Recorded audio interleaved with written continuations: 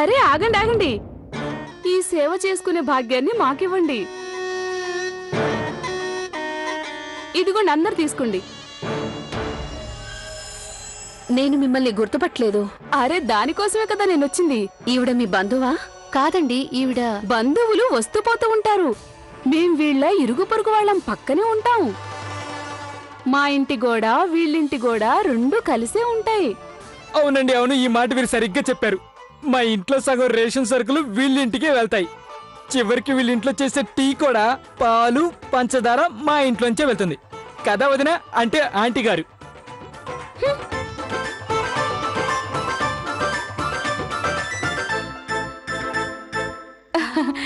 అయినా మా చిన్నమ్మ చాలా తెలివైంది.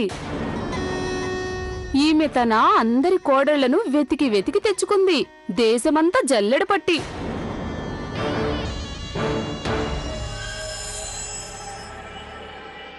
కానీ ఈసారి 5వ కోడల్ని ఇంత తొందరగా ఎందుకు ఒప్పుకుందో? నువ్వు అంతగా ఆలోచించకు. మా కౌసల్యాదేవి వజ్రం వజ్రం. తనింటి కోసం తనలాంటి వజ్రాల్ని వెతికి వెతికి తెచ్చుకుంది.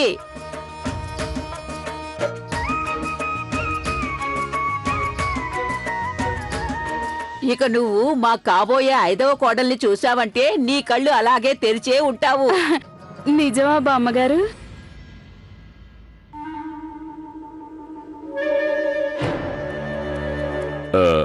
అదిగో పంతులు గారు, రండి రండి, మీకోసం ఎదురు చూస్తున్నాం.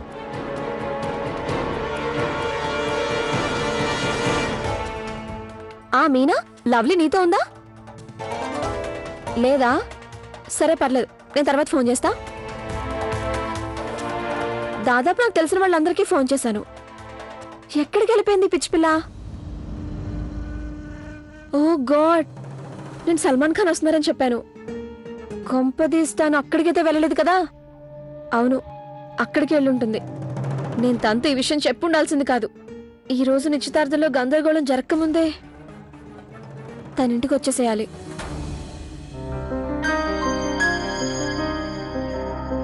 పంతులు గారు, చెప్పండమ్మా. మా మనవడి కోసం తొందరలో మంచి ముహూర్తం చూడండి.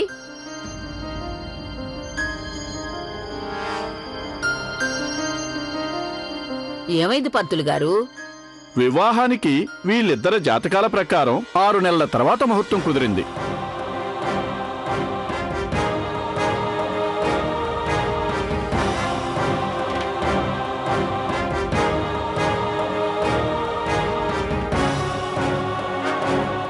అరే మీరు ఇలా చెప్తున్నారేంటి? మీరలా అంటే 6 నెలల వరకు కార్తీక్ లవ్లీలు వేరువేరుగా ఉండటం ఎలా కుదురుతుంది? ఎందుకు కుదరదు? ఎందుకంటే నాయనమ్మ గారు, లవ్లీ కార్తీక్ల పెళ్ళి.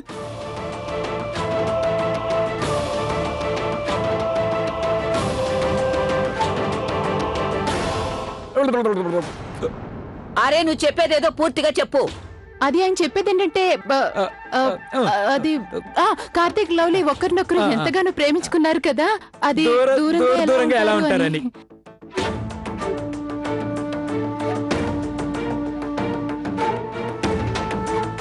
మీరు కానివ్వండి పంతులు గారు. చూడండి పంతులు గారు, 6 నెలల తర్వాత అంటే చాలా ఆలస్యం అవుతుంది.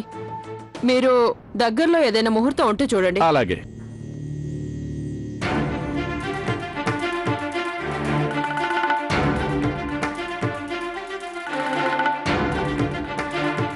అమ్మగారు, అలాగైతే 3 రోజుల్లో దివ్యమైన ముహూర్తం ఉంది.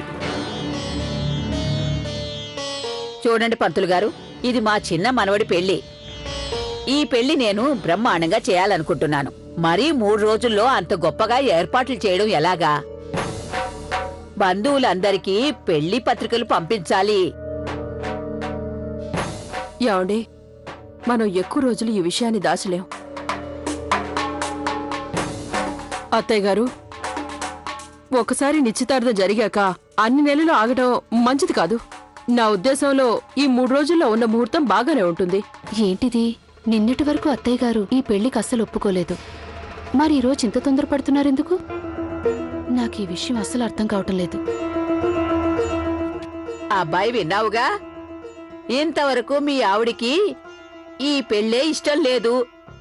కాని ఇప్పుడు ఈ పెళ్లికి చాలా తొందర పడుతోంది.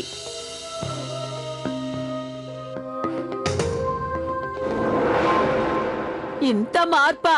చూడండి అత్తయ్య గారు, నాకేమనిపించిందంటే కిట్టు అన్నట్టుగా ప్రేమికులిద్దరినీ దూరంగా ఉంచడం మంచిది కాదు. గౌరీ, నువ్వు మీ అత్తయ్యకి టీలో ఏం కల్పించావు? ఇంతగా ప్రేమ పాఠాలు చెప్తోంది. ఆ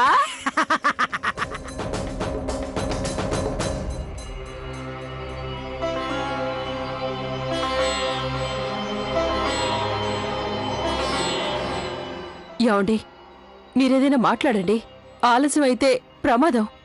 నేను మాట్లాడుతాను, ఉండండి. చూడమ్మా, ఈ పెళ్లి కోసం అందరూ ఆతృతగా ఉన్నారు. తొందరగా అయితే బాగుంటుంది అనుకుంటున్నారు. అలాగే చేద్దాం. 3 రోజుల పాటు ఏర్పాట్లు చేస్తే సరిపోతాయి. మీరు అలాంటి అనుమానం పెట్టుకోకండి. సరే, అయితే మీ ఇష్టం. 3 రోజుల్లో పెళ్లి పెట్టుకుందాం.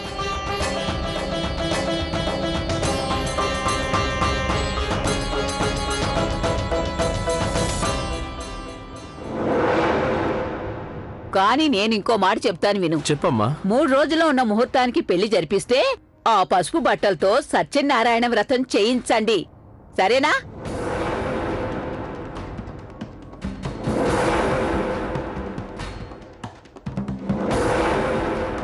బావుంటుంది కదా?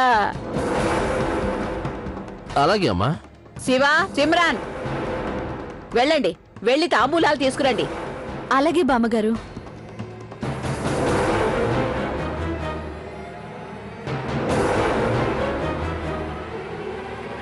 వస్తానండి. మంచిది. నమస్కారం. అలాగే నమస్కారం. పంతులు గారు, మళ్ళీ కలుద్దాం.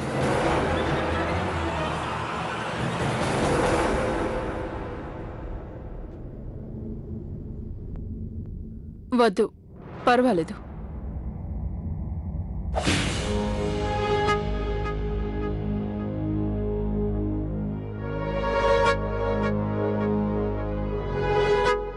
నేను ఇప్పుడే వస్తాను.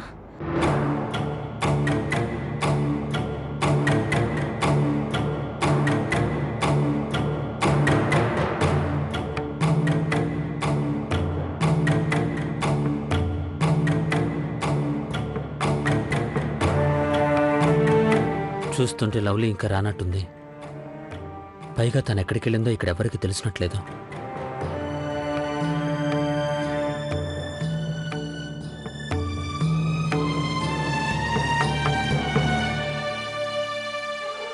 ఏ కార్తీక్, 3 రోజుల్లో పెళ్ళవుతుంది. సంతోషమే కదా? వదిన, దయచేసి ఇప్పుడు నేను చెప్పే మాటలు విన్న తర్వాత మీరు ఎటువంటి రియాక్షన్ ఇవ్వకండి. అలాగే చెప్పు. ప్రాబ్లం ఏంటంటే ఇప్పుడు లవ్లీ ఇంట్లో లేదు. తను ఎక్కడికి వెళ్ళిందో ఇక్కడ ఉన్న ఎవరికి తెలీదు. దేవుడు. వదిన, కంట్రోల్ కంట్రోల్. ఏంటి కార్తీక్, ఈ పిల్ల నీ జీవితంతో ఫుట్బాల్ ఆడుతుంది. అర్థం కావడం లేదు. తర్వాత అత్తయ్య గారికి తెలిస్తే ఏమవుతుందో. వదిన, తర్వాత జరిగేది తర్వాత చూద్దాం. అసలు ఇప్పుడు ఏం చేయాలో నాకేమీ అర్థం కావట్లేదు. నువ్వు టెన్షన్ పడుకో, నేను ఏదో ఒకటి చేస్తానులే. అరే, మీరిద్దరూ గుసగుసలు ఆడుతున్నారు ఎందుకు? అదేం లేదు బామ్మ, అది 3 రోజుల్లో పెళ్లి కదా, అందుకే నేను విషెస్ చెప్తున్నాను.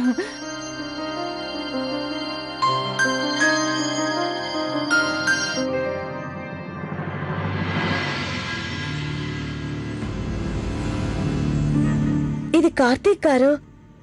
ఈ టైంలో కార్తీక్ ఇక్కడికి ఎందుకు వచ్చాడు?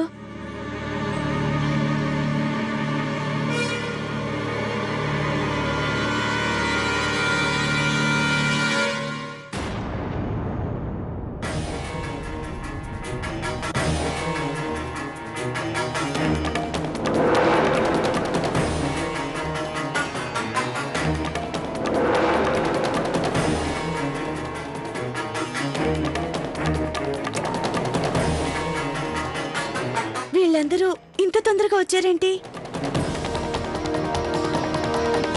ఇక మీరెళ్ళి అమ్మాయిని తీసుకురండి. కార్యక్రమం మొదలు పెడదాం.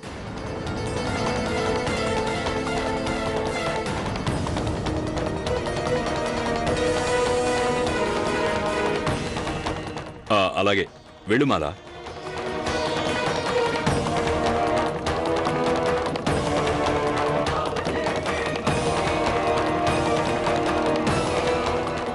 వీళ్ళందరి ముందు నేను నా రూమ్లోకి ఎలా వెళ్ళను?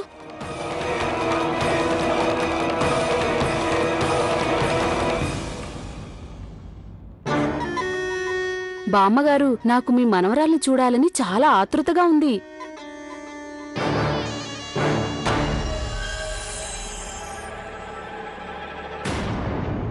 లవ్లీ, ఇప్పుడు నువ్వేం చేస్తావు? అమ్మాయి గౌరీ, నిశ్చితార్థానికి తెచ్చిన వస్తువులన్నీ ఇక్కడ పెట్టు.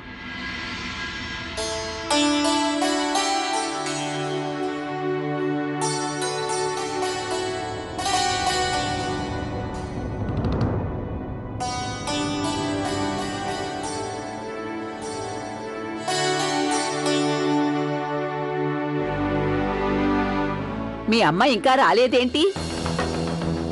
తనని కిందికి తీసుకురావడానికి ఇంత ఆలస్యం ఎందుకు? అంతా బాగానే ఉంది కదా?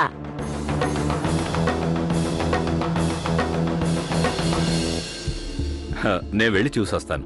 మంచిది. మీరేదైనా తింటూ ఉండండి. నేను ఇప్పుడు అలాగే. వస్తాను. మీరు అమ్మాయిని తీసుకురండి.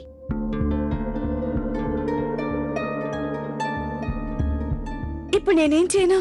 లోపలికెలా వెళ్ళను? మా అమ్మ నాన్న చెప్పుంటారు నేను నా గదిలో ఉన్నాను అని. ఇప్పుడు నేనేం చేయను?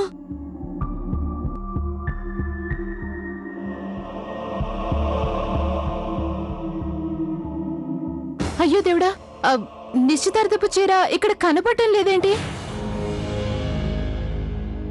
అలా ఎలా కనపడవు? సామాన్లన్నీ జాగ్రత్తగానే పెట్టారు కదా మీరు. అరే కౌసల్యాదేవి, నీకన్నీ తెలుసు కదా, మరి ఇవన్నీ ఎలా మర్చిపోయావు? అత్తయ్య గారు, మా బండిలో ప్లేస్ లేదని మీకే ఇచ్చేశాను కదా. అరే అవును, నేను మర్చిపోయాను. ఇప్పుడే తీసుకొస్తాను అత్తయ్య గారు. కార్తీక్, కార్ తాళాలివ్వు. నేను తీసుకొస్తానమ్మా, నువ్వు కూర్చో. వద్దు, నేను మర్చిపోయాను కాబట్టి నేనే తెస్తాను.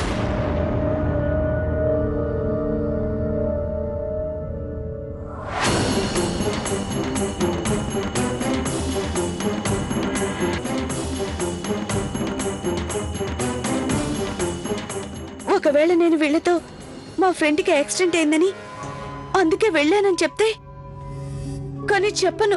నేను కార్తీక్ ఒట్టేశాను, ఇక నేను అబద్ధాలు చెప్పనని. అందుకని నిజమే చెప్పేస్తాను. నేను నా ఫేవరెట్ స్టార్ సల్మాన్ ఖాన్ ని కలిసేందుకు వెళ్ళానని.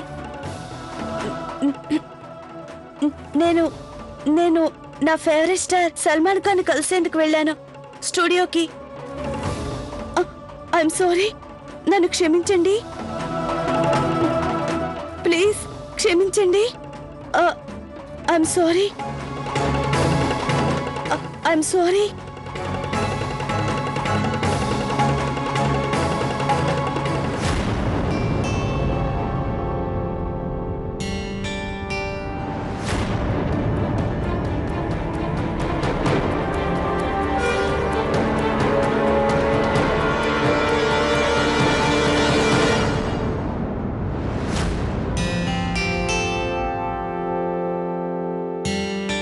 ఏమైనప్పటికీ అత్తగారి వల్ల ఈ ధైర్యం వచ్చింది.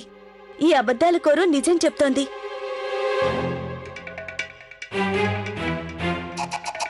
లవ్లీ, భయపడకు. అందరూ లోపలున్నారు, టిఫిన్ తీసుకుంటున్నారు. బయటికి ఇప్పుడెవ్వరూ రారు. ముందు నువ్వు లోపలికెళ్ళావు.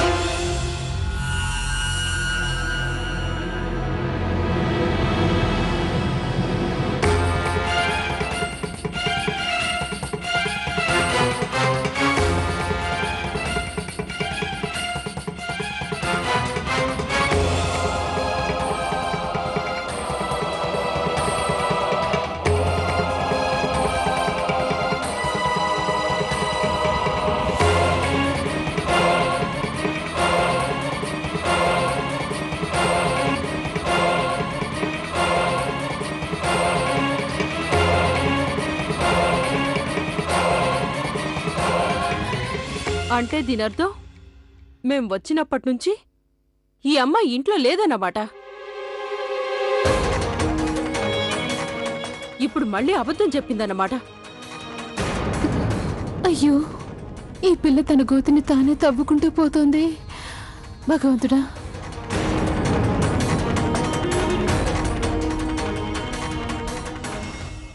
నువ్విక్కడేం చేస్తున్నావు? అది అత్తయ్య గారు మీకు సాయం చేద్దామని వచ్చాను నేను. నేను నిన్ను రమ్మన్నానా?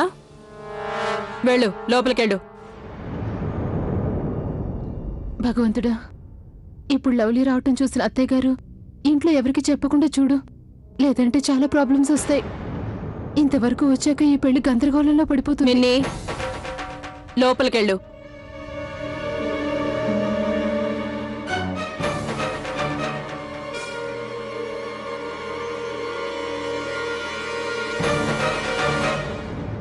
ఇలా కాలు కళ్ళ పిల్లల తిరిగితే ఏంటి లాభం? నిశ్చితార్థం రోజు మనం ఇంకా ఎంతసేపు వాళ్ళని అలా కూర్చోబెడతాం? వచ్చిన వాళ్ళు ఏమంటారు? కార్తీక్ వాళ్ళ నాన్నమ్మ ఇంకా అందరినీ మించి మిలిటరీ మేజర్ లాంటి వాళ్ళమ్మ. ఆంటీ ప్లీజ్, మీరు ప్రశాంతంగా ఉండండి. లవ్లీ వస్తూనే ఉంటుంది. తారా ఇంటికైతే రానివ్వు. వచ్చాక తన సంగతి ఏంటో తేల్చేస్తాను. ఇప్పుడు లవ్లీ చేసే ఈ అల్లరి పనులన్నీ కేవలం నీ వల్లే. నీ జీవితంలో ఒక్కరోజైనా తల్లిగా బాధ్యతగా ప్రవర్తించలేదు. అవునవును, అంతే కదా. మీ జీవితంలో జరుగుతున్న వాటన్నింటికి నాదే కదా బాధ్యత. ఇక ఈ లవ్లీ విషయంలో ఆంటీ ప్లీజ్, అంకుల్ ప్లీజ్, కింద హాల్లో అందరూ వెయిట్ చేస్తున్నారు. మీరు ఇలా గొడవ పడకండి. నేర్చుకో, చూసి నేర్చుకో. అయ్యగారు, అమ్మగారు వాళ్ళు రమ్మంటున్నారు.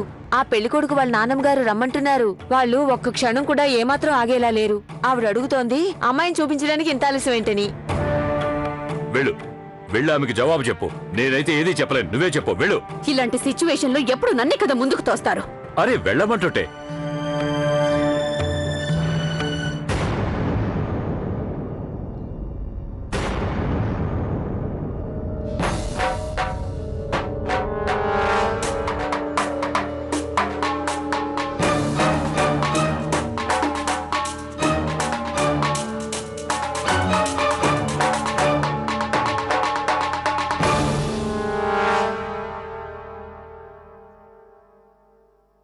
లవ్లీ బయటికి వెళ్ళి ఇప్పుడే ఇంట్లోకి వచ్చిందని వీళ్ళందరికీ చెప్పాలి.